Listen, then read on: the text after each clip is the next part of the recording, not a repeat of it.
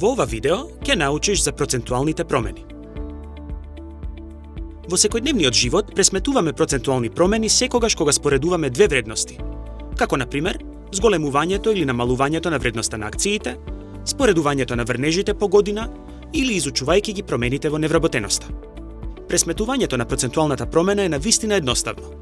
Потребна ни е новата вредност, која е хронолошки понова вредност, па по старата вредност, а потоа и множителот кој е децимален број. Ако не можеш да се сетиш како да ги најдеш множителите, прво погледни го ова видео. Ајде да разгледаме некои примери. Во ова прашање, старата вредност е 2005, а 2015 е новата вредност. Сакаме да ја пресметаме процентуалната промена, па ова е соодветниот множител. Ги заменуваме вредностите, но не го знаеме множителот, па со преуредување го пресметуваме множителот m. Множителот m е еднаков на 0,367. Треба да запомниш дека множителите кои почнуваат со 0 прават процентуално намалување. За да се пресмета процентуалното намалување, треба да го одземеме 36,7 од 100. При тоа се добива 63,3% намалување на бројот на смртни случаи поврзани со ХИВ од 2005.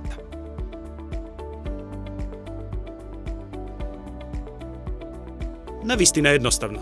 Само треба да го знаеш множителот и потоа формулата е: новата вредност е еднаква на старата помножена со множителот.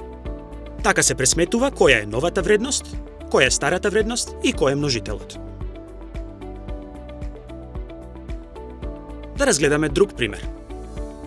Најди ја новата вредност, старата вредност и множителот. Вистинската вредност е постара, па таа е стара вредност. Продажната цена е понова, па така таа е нова вредност, а множителот е 0,8, бидејќи намалувањето е 20%.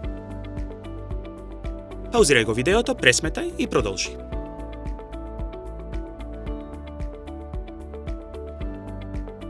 Дали добро разбра? Откако ќе го добиеш одговорот, размисли повторно за проблемот и провери дали има смисла. Колата на почетокот била 6500, а потоа била продадена за 5200, па тоа има смисла. Ваквите прашања, во кои се бара да ја најдеме старата или почетната вредност, се исто така познати како обратни проценти, но тоа не е важно. Се што е важно е дека новата вредност е еднаква на старата вредност по множителот. Овде се неколку примери за тебе.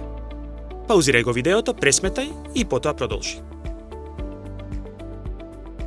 Дали добро пресмета? Значи, за пресметување процентуална промена, треба само да ја запомниш формулата.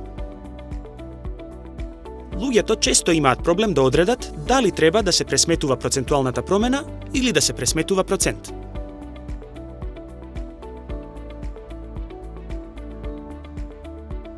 Ако една вредност не е очигледно постара или подобра од другата, тогаш станува збор за пронаоѓање на процентот. Секогаш внимателно разгледај го прашањето и пресметај го одговорот, а потоа провери дали твојот одговор има смисла. Македонската адаптација на ова видео е поддржана од Фармахем. Доколку ти се допадна видеово, сподели го со другарчињата. За повеќе интересни содржини посети ја нашата веб страница naukazadeca.mk.